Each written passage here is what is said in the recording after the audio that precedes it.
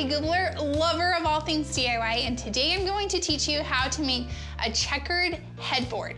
Now you guys know, headboards are like the masterpiece of a bedroom. Like every good bedroom must have a headboard. So we're gonna take this piece of plywood and we are going to paint a tonal checkerboard pattern on it. It's gonna have a really great arch and it's gonna look like $1,000,000. Checkerboard is such a classic pattern, but instead of doing something that's like really high contrast, we're gonna do a few shades of like a really good beigey, mushroomy color to give it a little bit more modern, current vibe. So this is gonna be a really fun project. We're gonna teach you everything that you need to know, and it's gonna look so good. You guys are gonna love this project. We are making a twin size headboard. Now twin size beds are 39 inches wide. I wanted this to be a little bit oversized, so we cut the wood down to 42 inches. It's gonna go all the way to the floor, and so I really want to be able to see that fun like edging detail on it. So after we have it cut down to size, we are going to make the arch. Now, guys, friend to friend, there are about 1,000,000 ways to do this wrong, and one way that I have found to do it right and get like a perfect arch every single time that is smooth and not wavy. So I'm gonna teach you my trick. To draw our arch, we are going to set a center point with a nail and attach string to it to get like a perfectly round arch. So to do that, we need to figure out exactly where the nail needs to be set. The first thing that you're gonna do is measure and mark halfway the width of your headboard. So we have 42 inches, so I'm going to mark this at 21 inches. The next step is to mark the top of the headboard. Now, fatal flaw, if you don't give yourself enough space, you're gonna have a flat top at the top of your arch. Don't ask me how I know this, maybe I've done it. The height of our headboard is 69 inches. It's gonna go all the way to the floor. So I'm gonna measure and mark that just so that I know like all of this is being cut off. It's just extra scrap wood. Then I'm gonna take this same distance from the edge to our center and measure that down from the top of our headboard. Right there. So you can see I have these two lines that meet, and that center point right there is where we're gonna set our nail. We're not gonna set it all the way through our 3/4 inch plywood. We're just setting it in enough that it is stable. Okay, the string that you want to use, you can use, this is masonry line, works really great. You just wanna make sure that whatever you're using doesn't stretch. Okay, the secret weapon for a perfectly drawn arch. So this is just a scrap 2x4. Like, it's been sitting in my yard for I don't even know how many years. I drilled a hole in it, feed our string. The reason that this block is literally life-changing, as much as we have hope in ourselves and we're like, okay, focus, Mandi, do not let your hand wiggle. Like, for sure, your hand is gonna wiggle and the pencil will do this. And when the pencil does this, if you see where the point is going, your arch is also going to do that. So this block is gonna stabilize our pencil so that we get a perfectly smooth line when we draw our arch. I'm just gonna tie a secure knot in our string. Pull it all the ways so that we know it's nice and tight. Okay, so here we go. This is how it works. I'm gonna set my pencil nice and tight against my block, 2 thumbs on the pencil. We're gonna stabilize it, make sure that it's being pressed down into our wood. You're gonna pull it tight, and you're just gonna go for like a little walk, like a little leisurely stroll around our board. Dun, dun, dun. That's perfect. Oh my gosh, I've never done anything perfect in my entire life, except for draw an arch because of a scrap piece of wood. Guys, it's the little things that change the world. We have our perfect arch. Next thing we're gonna do is pull out our nail, get rid of our string. I'm gonna clamp it to our table so that it doesn't kind of teeter-totter back and forth. So this is the saw that we are using. This is a jigsaw. You can see it has this really small, fine blade that is perfect for getting a rounded cut. Anything that has like a large circular blade is only gonna give you straight lines.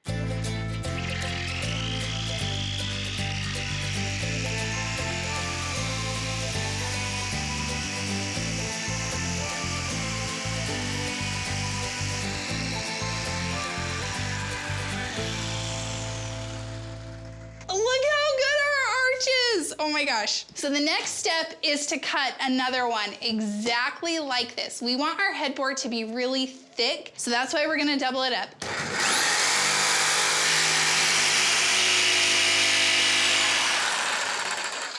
Okay, I have my second arch cut. I'm gonna glue them together. So this is just really simple, basic wood glue. Even the glue has to look beautiful sometimes. No one will see it, but in my heart, I will know. Okay, now I'm gonna put my second piece on top and make sure all of my edges are lined up. This is definitely a part that you want a helper. Wood glue sandwich, my favorite kind, besides roast beef. All right, now I'm just gonna go around, make sure that everything lines up the way it's supposed to. Okay, I'm gonna clamp it for a couple of hours, let the wood glue set. Then we'll finish off the edge with a little bit of wood filler just so it looks really nice and smooth. And then it's time for my favorite part, painting. Yay! We have our boards clamped, dried, we've smoothed and sealed the edges, and now it's finally time to paint. I chose a monochromatic, kind of a little bit mushroomy beige palette. First thing I'm gonna do is paint on my base color. So this is the lighter of the two colors. I'm just gonna roll it on. Always roll with the grain of the wood. And I'm gonna cover this entire headboard with this color. So these two colors that I'm using don't have a ton of contrast between them. They look so beautiful together.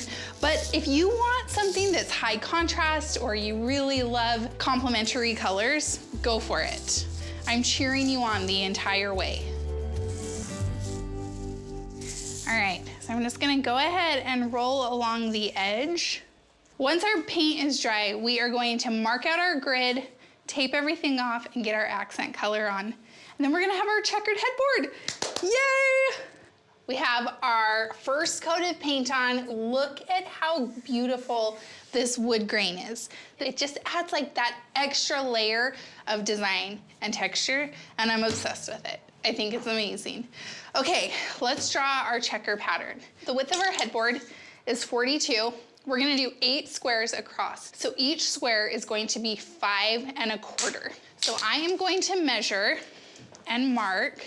Okay, and then I'm gonna do that exact same thing up here. Now this is a really important part when you're working with an arch. We are going to like mentally block out the entire upper arched portion when we're figuring out these measurements. Then once we get all of this laid out, I will show you how to measure this. It's so easy. So we're gonna mark every 5 1/4.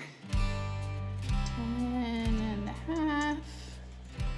36 3/4. Okay, so now I have marks on this side, marks on this side, and I'm gonna use my level to connect them.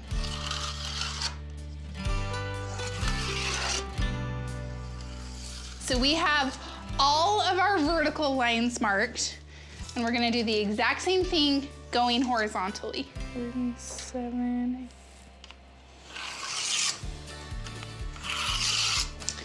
Okay. I'm gonna show you how to fill in the arch. Because we kind of have like a floating endpoint where the arch is, we're gonna use the whole straightness of this line that's already been done and just continue it.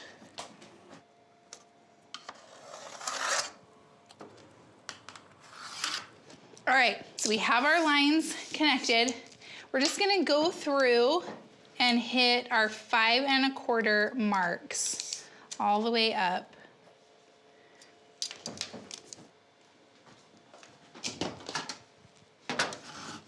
Same thing here, we're just connecting all of our lines. Oh my gosh, you guys. You know when you just like see a project and it's coming to life and it just makes you like giddy inside? How I'm feeling about this cute headboard right now. Okay, perfect. Our squares are on and now it's time to get painting. Let's get started. Our first step is to tape every other row. So you can see, this is the row that is being painted. I taped on the outside of the line that I drew, and now I'm going to tape on the outside of the other edge. All right, then we're gonna skip a row. So we're skipping this one that already has tape covering part of it.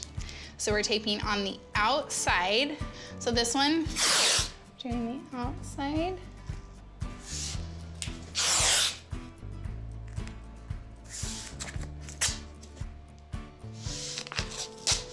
Okay, all of our vertical lines are taped off, so now we're gonna tape off all of the horizontal ones. Same thing, every other row, so we're doing the outside.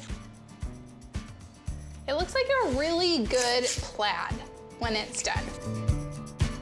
We have our first draft of squares all taped off. This can be kind of confusing, right? Because there's like big squares, small squares, rectangles. So I'm gonna go through and just really quickly tape off everything that's not being painted. That way my brain doesn't have to fight me on what I should be doing and what I should not be doing.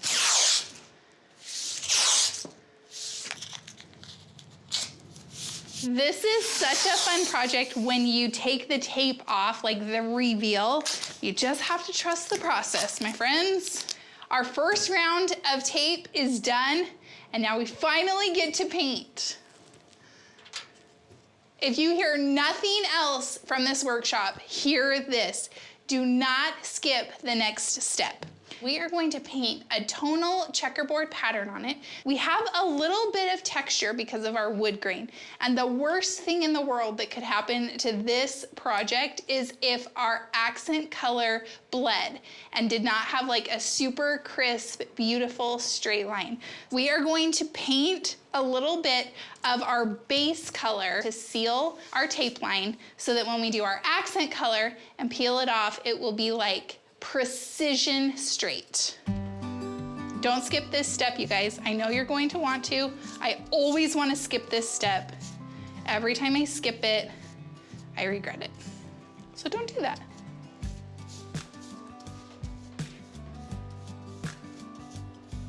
We've sealed with our base color, and now we're gonna paint with our accent color.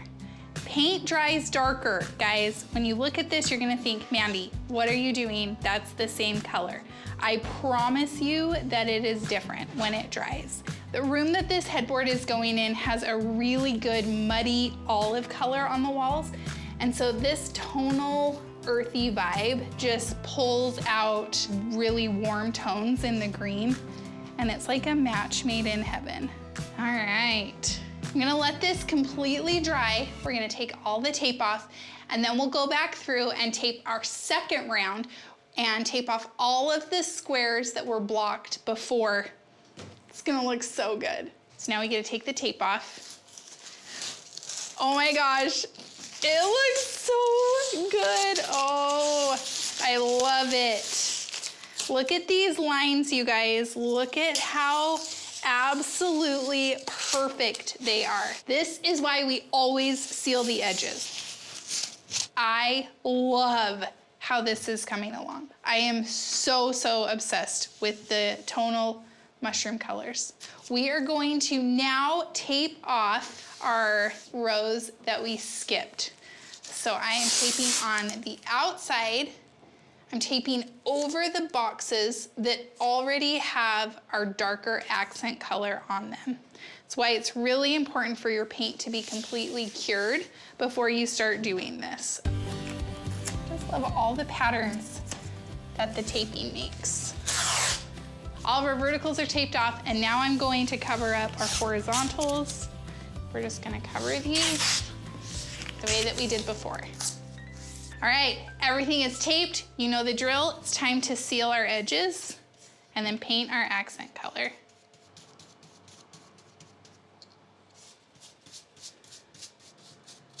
Our sealed edges are done. Now we're painting our darker accent color. Okay guys, I think we're good. The moment of truth. Does anybody else get like a little bit sweaty in this moment of a project when you're like, did I do it the right way?